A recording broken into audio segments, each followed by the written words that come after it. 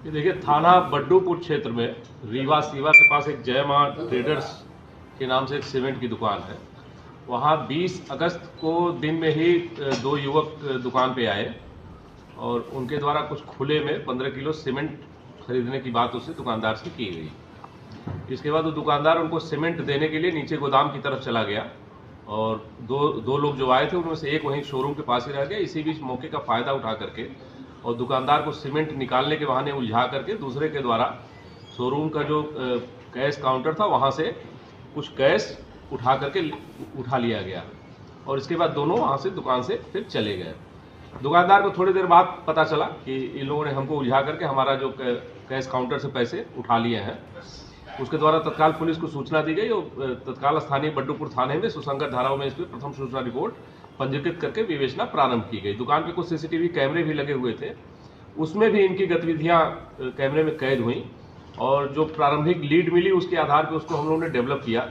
Police अधीक्षक महोदय द्वारा इस घटना को वर्कआउट करने के लिए जनपद की स्वाट टीम, सर्विलांस और थाना बड्डूपुर की टीम को लगाया गया था। सीओ फतेहपुर साहब के नेतृत्व में टीम गठित की गई थी और इस टीम के द्वारा लगातार जो प्रारंभिक सूचना थी, उसको प्रारंभिक इनपुट था, उसको डेवलप करके इस घटना को आज वर्कआउट किया गया है और इसमें 2 लोगों की गिरफ्तारी की गई है।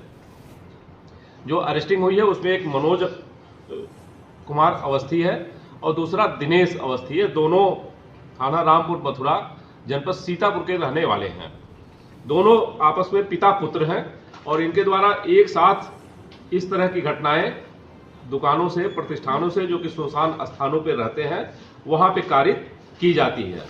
इनमें जो मनोज अवस्थी है जो कि पुत्र है इनका, दिनेश अवस्थी का, इसके विरुद्ध 3-4 जनपदों में बहराइच, जनपद बाराबंकी और जनपद सीतापुर, यहाँ पे लगभग 1 दर्जन इसी प्रकार के अभियोग पूर्व से पंजीकृत है। और दूसरा जो इसका पिता है दिनेश अवस्थी, उसके विरुद्ध भी अभियोग पूर्व से ही पंजीकृत है।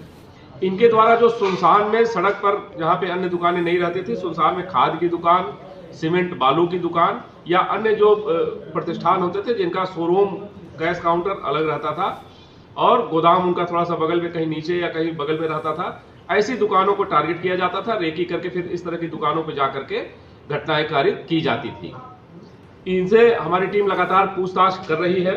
इनसे जो घटना में रुपए गए थे 26,070 रुपए नगद, अवैध नारकोटिक्स और एक मोटरसाइकिल जो कि घटना में प्रयुक्त हुई है वो बरामद की गई है। हमारी टीम इनसे लगातार पूछताछ कर रही है। अन्य जनपदों से, थानों से भी इनकी जो मॉडस ऑपरेंडी है उसको देखते हुए इनके आपराधिक इतिहास के बारे में और ज्यादा जानकारी की जा रही है। आगे जो तथ्य निकल करके आएंगे उसके आधार पर अग्रिम विधिक कार्रवाई की जाएगी।